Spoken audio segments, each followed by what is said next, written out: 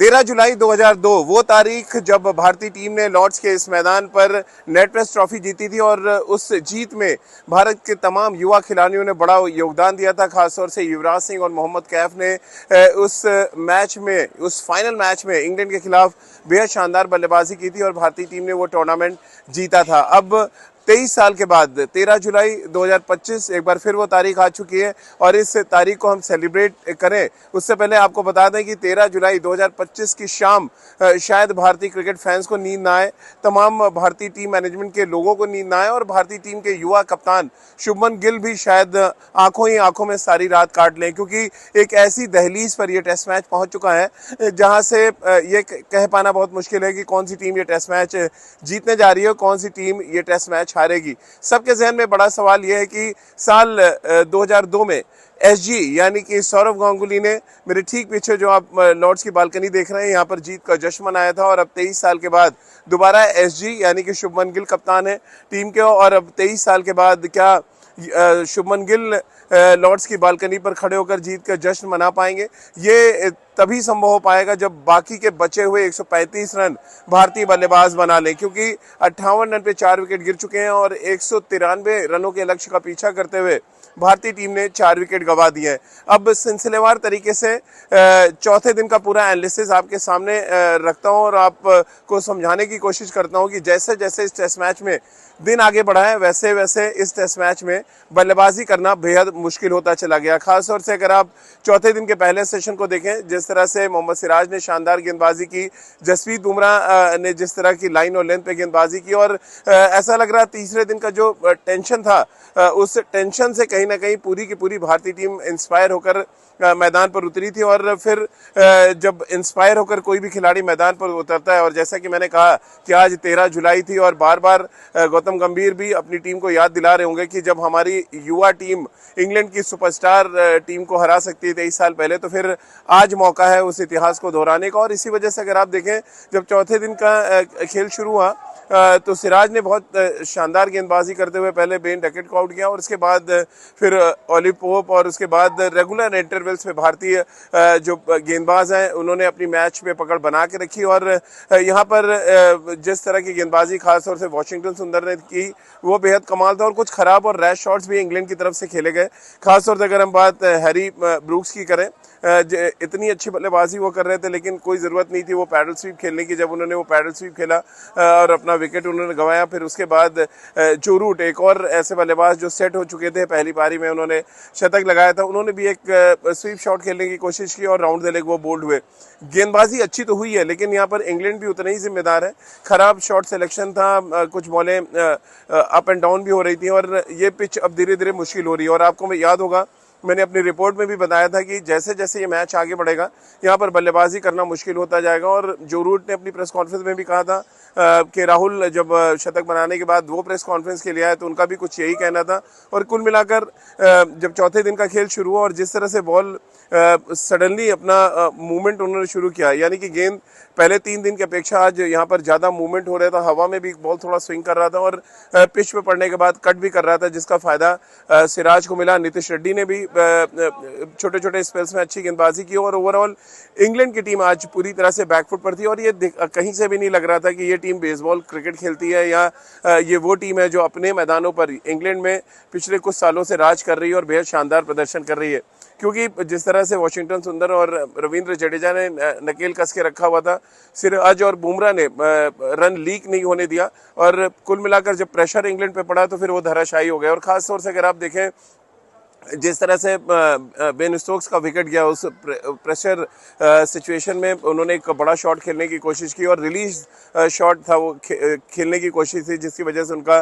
Wicket गया और वो चारों खाने चित हो गए। तो कुल मिलाकर 192 रनों पे इंग्लैंड की पारी सिमट गई जहां पर वॉशिंगटन सुंदर ने 4 विकेट लिया, सिराज और जसप्रीत बुमराह के खाते में 2-2 विकेट गए, आकाश और नीतीश रेड्डी को 1-1 विकेट मिला। और शायद भारतीय टीम मैनेजमेंट जो टारगेट कर रहा था या जिस तरह की सिचुएशन वो चाहते थे पांचवें दिन रन चेज के लिए कि 200 या 250 के बीच में वो इंग्लैंड को रोक दे, एग्जैक्टली वही हुआ। अगर आप देखें बहुत ही शानदार गेंदबाजी, अच्छा फील्ड प्लेसमेंट और शुभमन गिल को भी यहाँ पे पूरे नंबर्स मिलेंगे जिस तरह से उन्होंने अपनी टीम को मार्शल किया और अपनी टीम को एक साथ लेके चले। लेकिन बड़ा सवाल यही था कि स्कोर बोर्ड पे 193 रन इंग्लैंड ने लगा दिए और क्या इंग्लैंड के उस 193 रन तक भारतीय टीम पहुंच पाएगी और आसानी से पहुंच पाएगी, क्योंकि जब 10 मिनट के ब्रेक के बाद भारतीय टीम आई बल्लेबाजी करने और पहली गेंद पर जिस तरह का मूवमेंट मिला उसने तय कर दिया था कि इतनी आसान ये रन चेज होने वाला नहीं है। उसके बाद एक गैर जिम्मेदाराना शॉट यशस्वी जायसवाल के बैट से ऑफ स्टंप के बाहर से आप इतना तेज बॉल को अगर आप पुल मारने जाएंगे तो फिर जाहिर सी बात आप एक खतरा मोल रहे हैं। और जब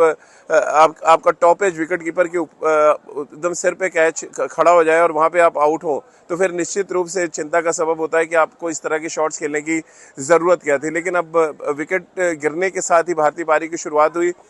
उसके बाद करुण नायर एक अंदर आती बॉल को छोड़ते हुए वो एलबीडब्ल्यू हुए और शुभमन गिल जिनका अचानक फॉर्म ऐसा लगा लॉर्ड्स में चला गया, पहली पारी में भी वो सस्ते में निपटे, दूसरी पारी में भी कोई बड़ा योगदान वो दे नहीं पाए। और ओवरऑल अगर आप सिनेरियो देखें तो शुभमन गिल का फेल होना मुझे लग रहा है इंडियन पूरी बैटिंग मैनेजमेंट के लिए एक बड़ा चिंता का सबब है, क्योंकि अभी तक जिस बल्लेबाज ने 4 पारियों में 500 से ज़्यादा रन बना दिए हों, अगर वो लॉर्ड्स टेस्ट की दोनों पारियों में फेल हो जाए तो थोड़ी सी टेंशन वाली बात तो होती है। लेकिन कुल मिलाकर एक अच्छी बात ये थी कि के राहुल जिन्होंने पहली इनिंग में शतक जमाया वो मैदान पर अभी भी डटे हुए हैं और 31 रन की वो पारी खेल चुके हैं। और जाते जाते मुझे लग रहा है शुभमन गिल के आउट होने के बाद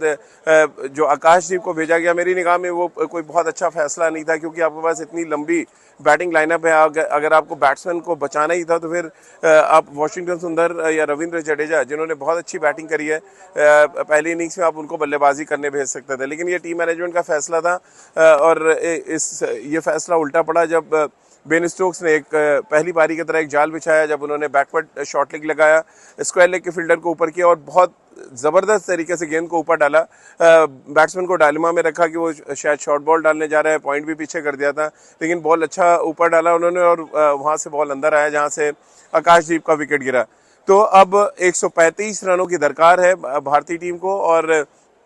भारतीय टीम के पास 6 विकेट हैं, जिनमें 6 विकेटों में वो बल्लेबाज हैं जो इस पूरे सीरीज में अभी तक बहुत शानदार फॉर्म में रहे, यानी कि के राहुल क्रीज पर है और पहली पारी में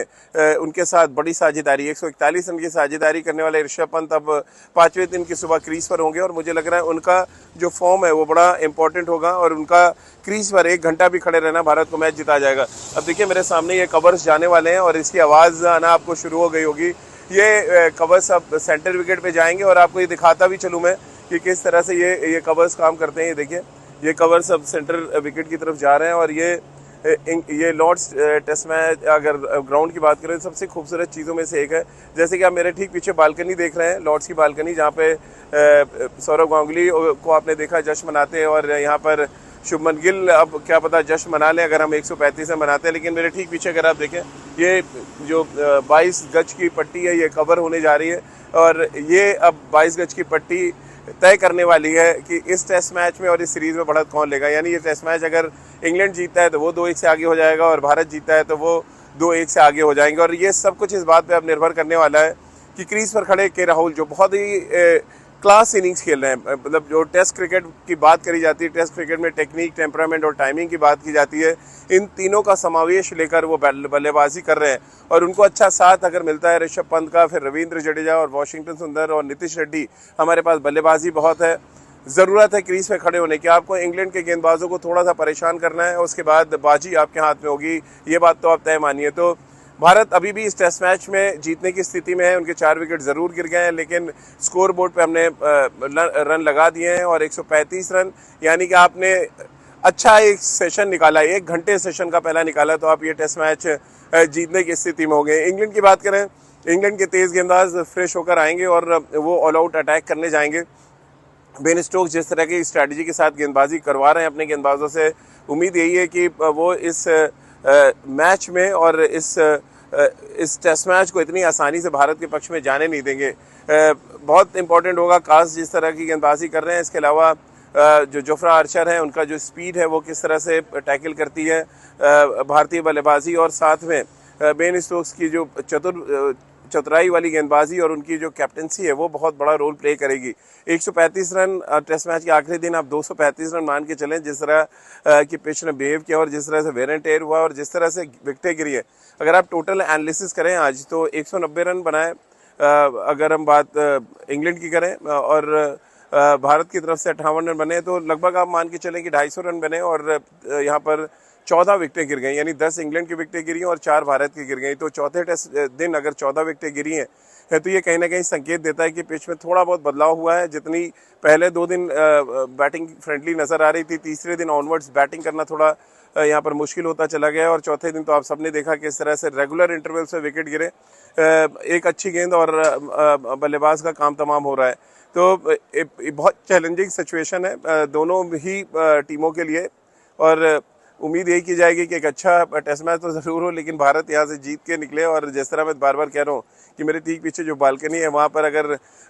शुभमन गिल खड़े होकर नज़र आए, यानी SG 2002 13 जुलाई और फिर SG 14 जुलाई को 2025 में, यानी 13 और 14 जुलाई को अगर हम एक साथ जश्न मनाना चाहते हैं तो उसके लिए भारतीय बल्लेबाजों को